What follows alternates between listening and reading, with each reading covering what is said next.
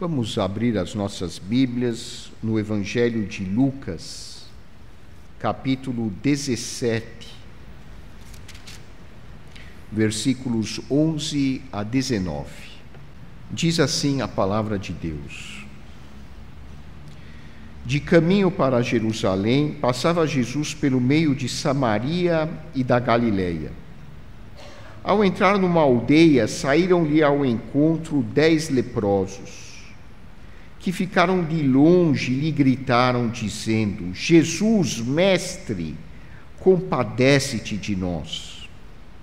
Ao vê-los, disse-lhes Jesus: Ide e mostrai-vos aos sacerdotes. Aconteceu que, indo eles, foram purificados.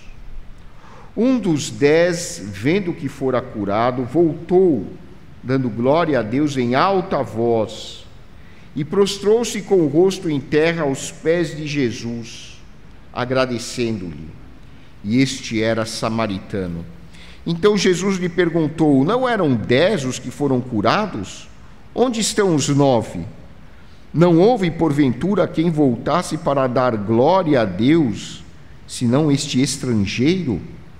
E disse-lhe: Levanta-te e vai, a tua fé te salvou. Oremos. Santo Deus, nosso Pai, pedimos que o teu Santo Espírito esteja ministrando a tua palavra aos nossos corações e que possamos aprender deste texto que nós acabamos de ler e aplicar às nossas vidas os teus ensinamentos. Nós te pedimos agradecidos, em nome de nosso Senhor e Salvador Jesus Cristo. Amém.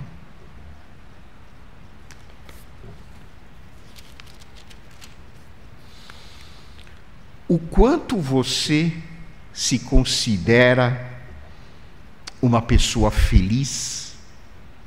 Se alguém lhe perguntasse hoje: você é uma pessoa feliz? O quanto você é feliz? Qual seria a sua resposta? John Miller escreveu: o quão feliz é uma pessoa depende da profundidade de sua gratidão.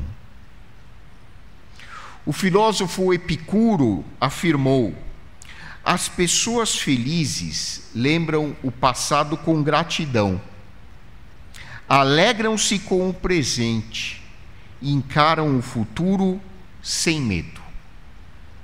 Gratidão e otimismo são 2 estados emocionais positivos interligados. Em geral, a pessoa que é otimista é grata, e a pessoa que é grata é otimista. E você, muito provavelmente, deve conhecer pessoas assim, e espero que você também seja uma pessoa com esse perfil. Como é agradável ter pessoas no nosso entorno que são gratas, que são otimistas. Em geral, são pessoas com ânimo elevado, irradiam aquilo que popularmente as pessoas chamam de energia positiva. Quando elas entram no ambiente, parece que as coisas ficam mais leves, mais agradáveis. Até o trabalho, quando é pesado, fica mais tranquilo quando a gente é otimista, quando a gente é grato, e quando a gente tem colegas que trabalham com a gente que têm esse perfil. Existem evidências científicas de que a gratidão e otimismo são traços de personalidade geneticamente determinados. Ou seja, existem pessoas que já nascem com essa característica positiva, com uma predisposição, uma facilidade para encarar a vida com mais leveza.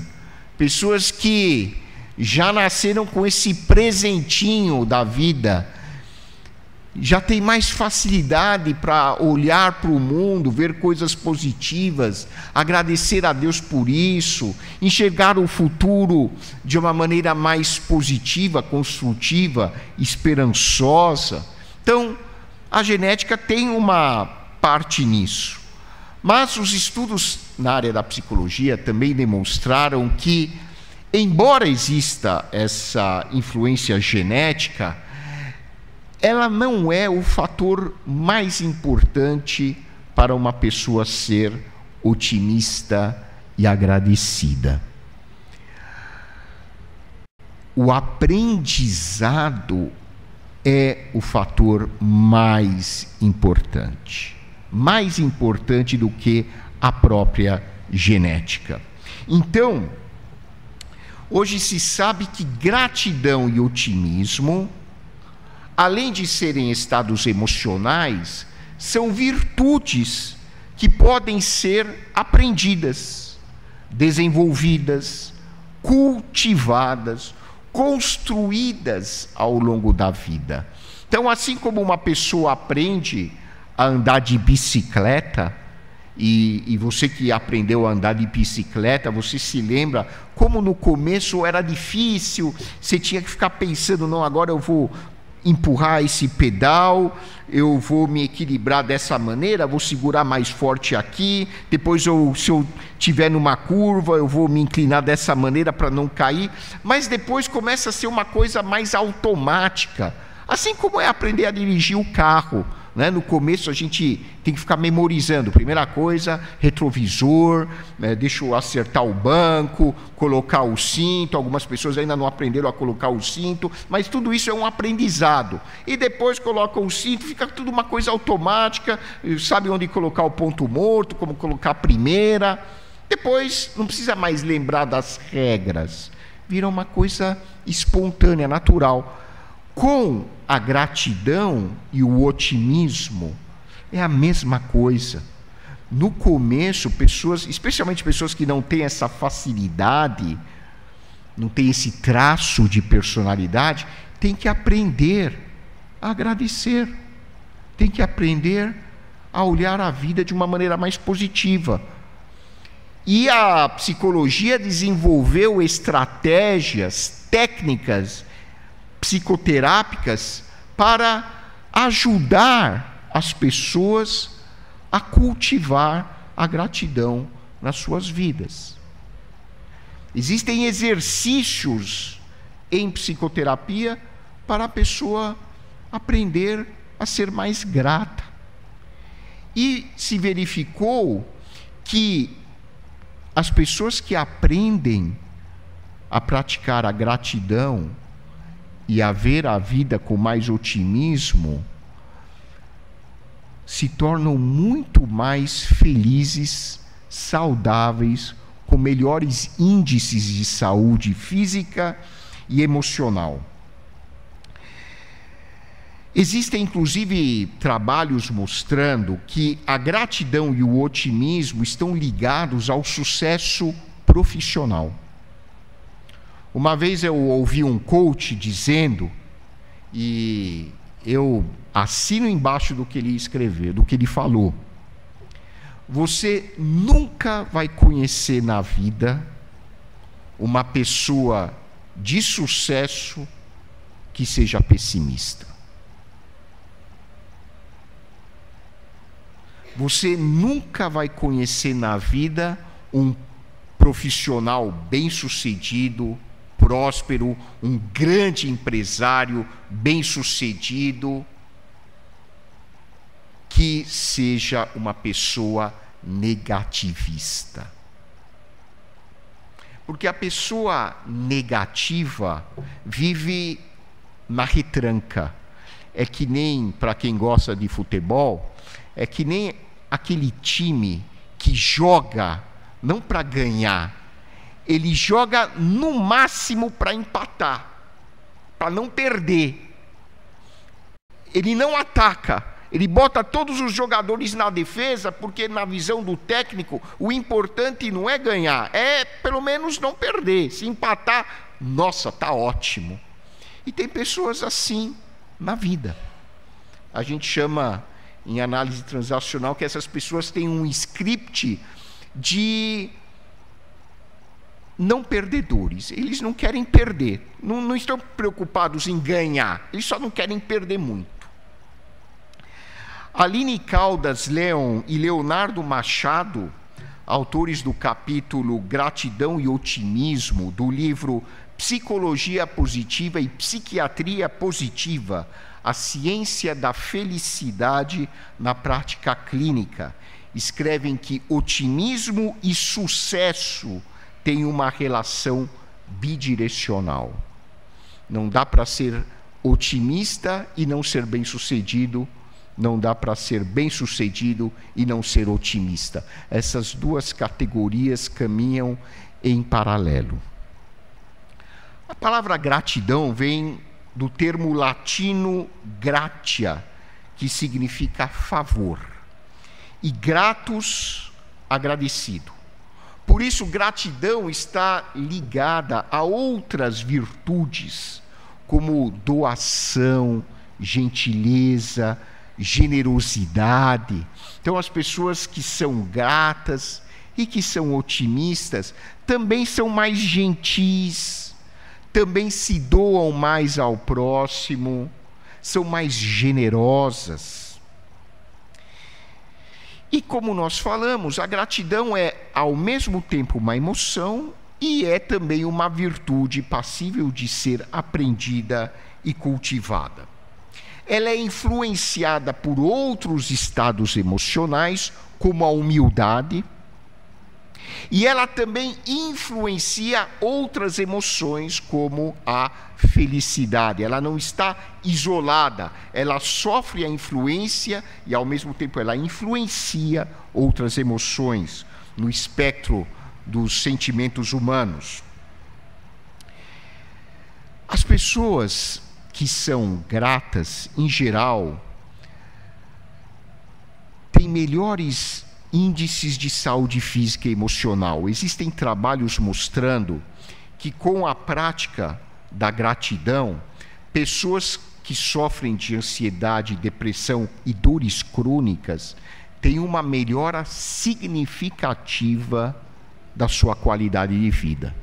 Então, isso é importante, especialmente de falar nos dias de hoje, porque atualmente existe uma cultura que é extremamente medicamentosa, ou seja, as pessoas ainda acreditam que a gente consegue curar a infelicidade, a tristeza, os estados emocionais negativos tomando remédio.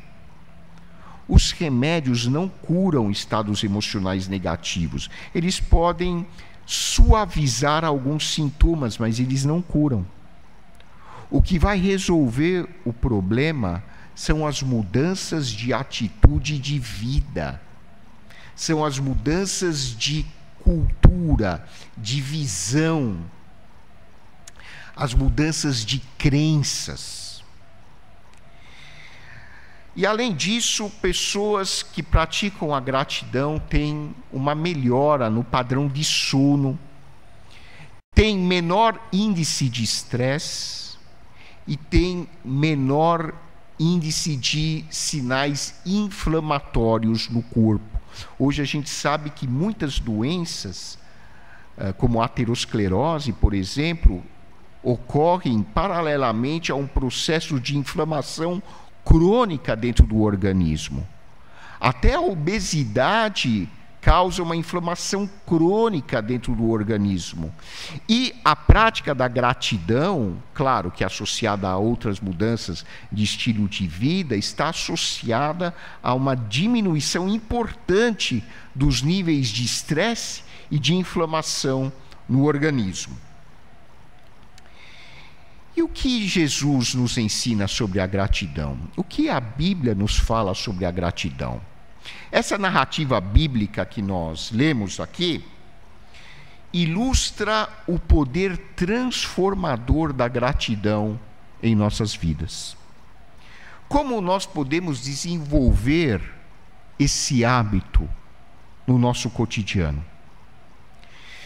O texto referente à cura dos 10 leprosos nos ensina as atitudes ligadas ao desenvolvimento, ao cultivo da gratidão em nosso dia a dia. E a primeira atitude que o texto bíblico nos mostra é que para nós sermos gratos, nós precisamos reconhecer a misericórdia e a graça de Deus nas nossas vidas. Esse é o primeiro ponto. É o passo número 1. É reconhecer a bondade e a compaixão de Deus nas nossas vidas. Jesus estava, de acordo com o texto, caminhando para Jerusalém e estava na divisa da Samaria e da Galileia. Samaria e Galileia eram duas regiões marginalizadas nos tempos de Jesus. Só para os irmãos terem uma comparação, essa região hoje seria a periferia da cidade de São Paulo. É aquele tipo de lugar onde aqueles que vendem imóveis, os corretores, você não ia ver corretores trabalhando nessa região, se fosse nos dias atuais, porque com certeza os valores dos imóveis eram muito baixos. Era uma região extremamente segregada da sociedade de Israel. Lá só ficava gente marginalizada. Por isso que não valorizavam muito o fato de Jesus ser um profeta, porque ele vinha dessa região, ele vinha de Nazaré, a sua família era de Nazaré. E Jesus estava nessa região abandonada pela sociedade judaica da época, e, como todo lugar marginalizado, era para lá que afluíam as pessoas que se sentiam segregadas pela sociedade. E na lei judaica, os chamados leprosos tinham que ficar separados. Eles não podiam se misturar com as pessoas. Era proibido até uma pessoa leprosa de entrar no templo. Ele não podia nem sequer participar da vida religiosa da sua nação. É importante dizer que o termo leproso na Bíblia significa algum tipo de doença de pele contagiosa que não tem nada a ver diretamente com o que hoje nós chamamos de hanseníase. Então, hoje na legislação brasileira, nós não podemos chamar nenhum paciente de leproso, não pode. Por quê? Porque dá essa conotação negativa. Esse termo leproso não tem a ver com a hanseníase dos nossos dias, que popularmente ficou sendo chamada de lepra ao longo dos séculos. Então, é algum tipo de doença de pele que, na verdade, nós desconhecemos qual é a sua verdadeira natureza. O importante é entender que essas pessoas eram completamente marginalizadas, segregadas e, em geral, abandonadas pelas suas famílias, extremamente pobres, muitas vivendo em situação de absoluta miséria.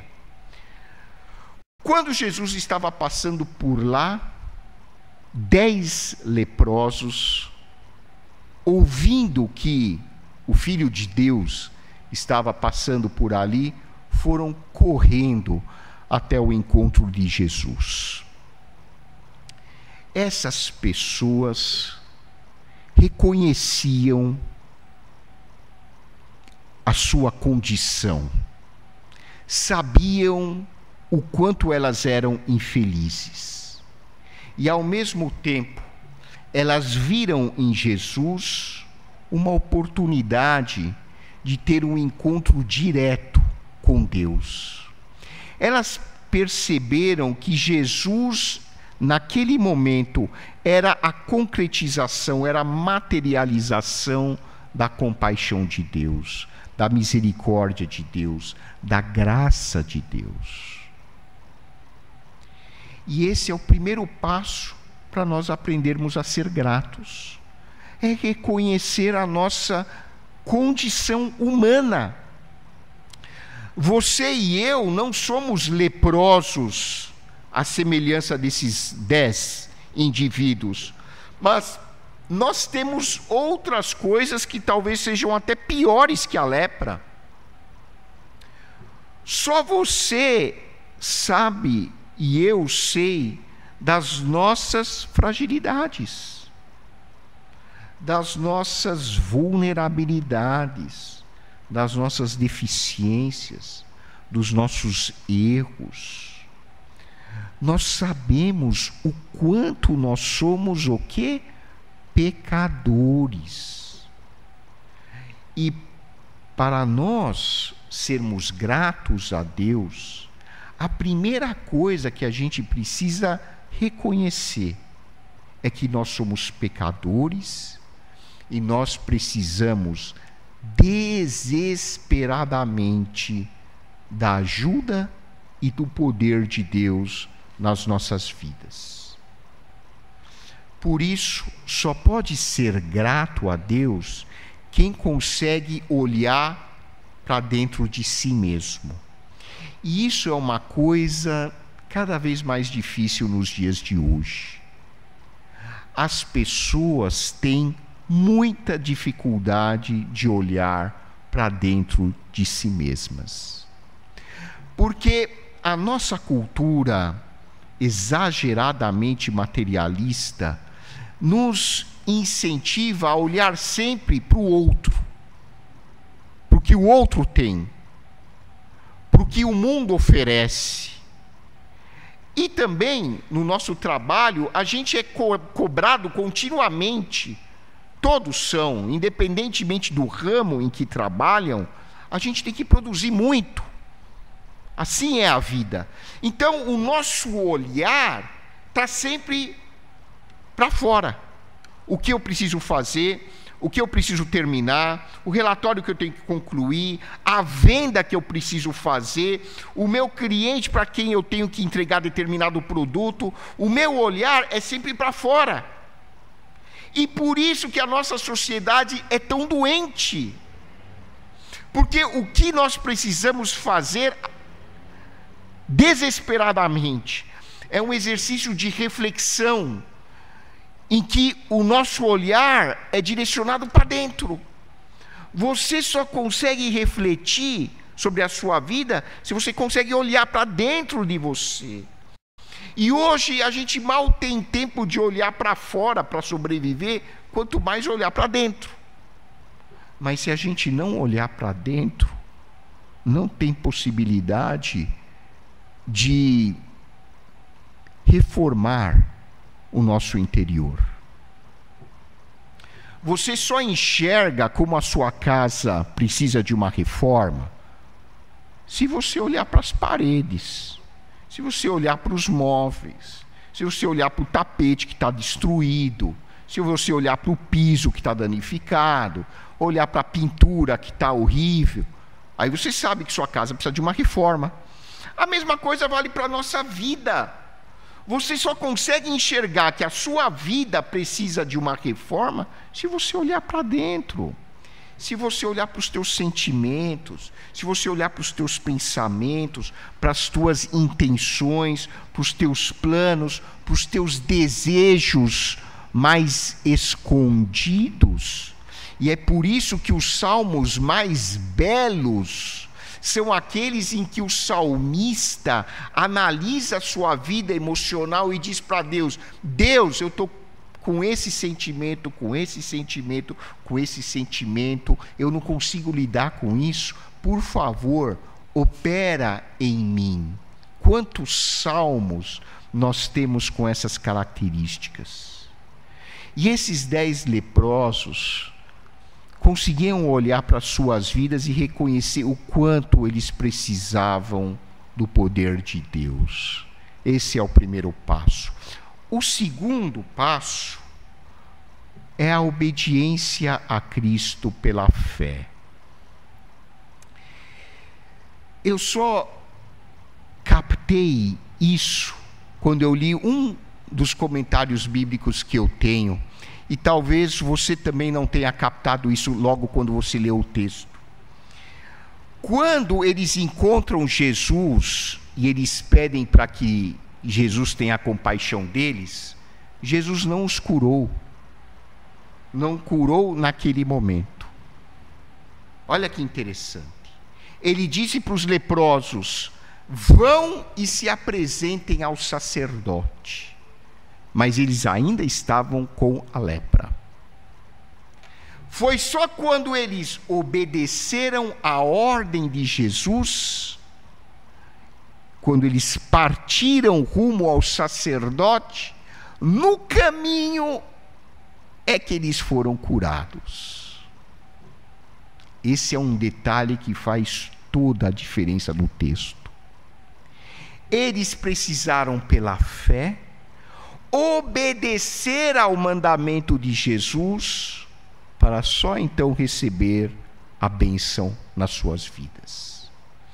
E esse texto nos ensina, meus irmãos, que não existe bênção na vida de quem não obedece a Deus. Quando a gente ouve uma frase assim, assusta. Porque na nossa mente infantilizada, quando eu escuto que Deus só pode abençoar quem obedece aos seus mandamentos, quem obedece a Jesus, a primeira reação que vem na nossa mente qual é? É um Deus, toma lá, dá cá. Né? Um Deus que retribui se você obedece, se você não obedece, problema seu. Não é esse o intuito do texto. Porque Deus só pode abençoar quem obedece a Jesus. Porque a obediência a Jesus é sinônimo, é igual a praticar a humildade e andar no amor. Quando Jesus conversa com seus discípulos, ele diz o seguinte: vocês serão reconhecidos como os meus discípulos se vocês andarem no amor. E para andar no amor, precisa ter um coração humilde. Se uma pessoa não anda no amor, se uma pessoa não caminha na humildade, se Deus abençoar uma pessoa nessas condições, Deus está até prejudicando essa pessoa. Ela vai se tornar cada vez mais vaidosa, cada vez mais orgulhosa, cada vez vai fazer mal ao seu semelhante. E a gente está cheio de exemplo disso. Dá poder, não tem aquele ditado? Se você quer conhecer uma pessoa de verdade, dá poder para ela. Você vai se surpreender com as atitudes de quem você imaginava que você conhecia. Dá poder para uma pessoa, e aí sim você vai conhecer o verdadeiro caráter dela. A gente pode transpor isso para a vida espiritual. Se Deus abençoar pessoas que são desobedientes, elas se tornam pessoas extremamente terríveis para a sociedade. É só a gente olhar o cenário mundial, ver pessoas que têm poder, mas não têm Deus no coração. O mal que essas pessoas fazem para a nossa sociedade. Então, Deus abençoar quem obedece a Jesus, e somente assim, é um ato de misericórdia para a sociedade. É um ato de amor. E esses leprosos obedeceram imediatamente à ordem do Jesus e foram ao sacerdote. No caminho, foram curados. Eles foram curados quando, pela fé, obedeceram ao mandamento do Mestre. Mas existe um terceiro ponto para nós aprendermos a cultivar a gratidão. louvar a Deus pelas bênçãos recebidas. Essa é a verdadeira espiritualidade. E dos 10 leprosos, 9 eram judeus. Um era considerado pagão, o samaritano. Adivinha quem foi o único que voltou para agradecer a Jesus? O pagão, o estrangeiro, aquele que, pela lei de Israel, estava excluído da religião. Os samaritanos eram considerados impuros aos olhos da lei judaica. E Jesus mostra que foi um pagão, um excluído da lei, o único a reconhecer o poder de Deus na sua vida e a agradecer a Deus. O samaritano, o pagão, voltou, se prostrou aos pés de Jesus e agradeceu a Deus. Jesus olhou para ele e falou: a tua fé te salvou. Em grego, a palavra salvar e curar são a mesma palavra. Jesus mostrou para aquele samaritano que, embora os outros também tivessem sido curados, só ele foi curado espiritualmente, porque só ele reconheceu o poder de Deus revelado através de Jesus. Isso mostra que Deus é imparcial no seu amor. Deus oferece o seu amor a todos indistintamente. Cada um vai decidir se aceita ou não esse amor.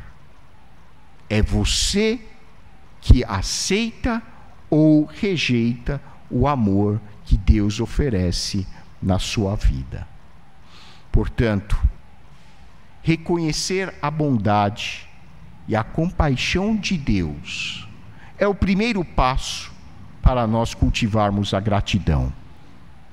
Que nós possamos obedecer ao Senhor Jesus Cristo pela fé e louvar a Deus, adorar a Deus continuamente, agradecendo a Ele por todas as bênçãos recebidas. Que Deus nos abençoe.